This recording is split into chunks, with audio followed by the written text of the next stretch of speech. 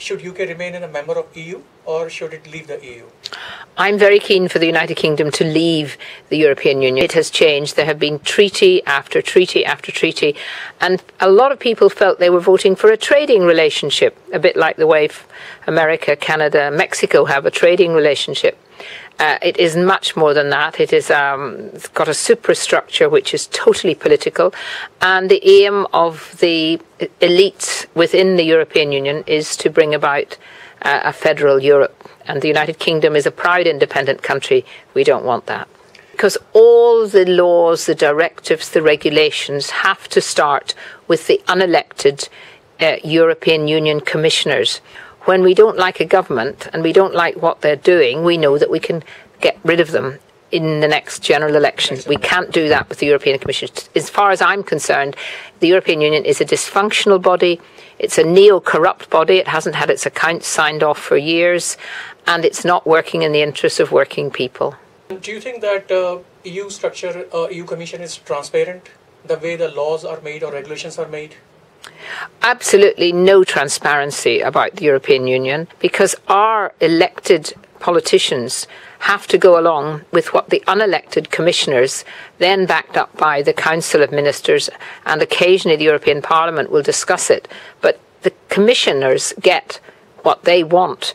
And of course, sometimes our laws here can be overruled, our courts can be overruled by the European Court. Well, there are a lot of uncertainties about staying in the European Union. The Eurozone is in a bit of a crisis. It looks like it could be getting even more crisis-ridden. We saw what's happened to the poor people of Greece, where they've been completely dictated to by an unelected commission. And if we come out, yes, things are uncertain, but no more uncertain than staying in. In fact, I would say it's more certain of leaving, because we have the certainty of knowing that in our country we can make the decisions and our politicians can make the decisions. The uncertainty of staying in is that we are only one of 28, and therefore we are subject to majority voting. And we are an independent country. We are a proud, independent, free country. We have been for years. We're the 5th largest economy. We are being held back by the European Union, and therefore I'm absolutely convinced that if we were to leave on June the 23rd, we will be able to trade with the rest of the world, whilst the rest of the EU will still want to trade with us because they sell more to us than we sell to them. Being in the EU means more growth in the UK, and if we left the EU, UK household would be worse off £4,300 per year. That is just that figure which even the government, I think, has almost rode back a bit on it, because it was just so ridiculous. It was looking to 2030. The Treasury can't even forecast what's going to happen in 6 months' time, never name in 16 years' time or 14 years' time.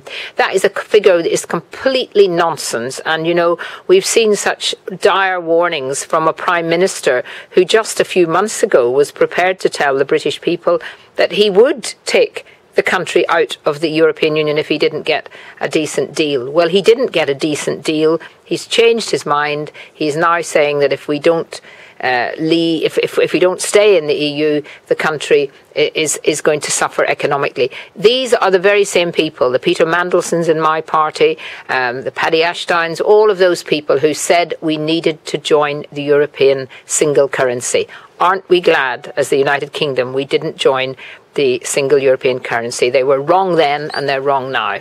£10 billion a year goes right to the European Union. We have nothing to do with that money. We have no more say in it, and a lot of it gets wasted on bureaucracy, on the fact that they have a second parliament in Strasbourg. They have hugely expensive MEPs who cost far, far more than the British Parliament. We have to give out roughly £50 million a day, goes straight off to the European Union. If we get any back, it's only to spend on what the European Union commissioners have decided and not the British people. The crucial thing is about sovereignty, taking back control of our own country again, and being able to trade with the rest of the world, and being able also to look at who we want to come into this country. And I think if we had a points system, then we would be able to be much fairer, and we would treat the rest of the world in the same way that we have treated the European Union. Do you think that increase in immigration has anything to do with the crime rate increase?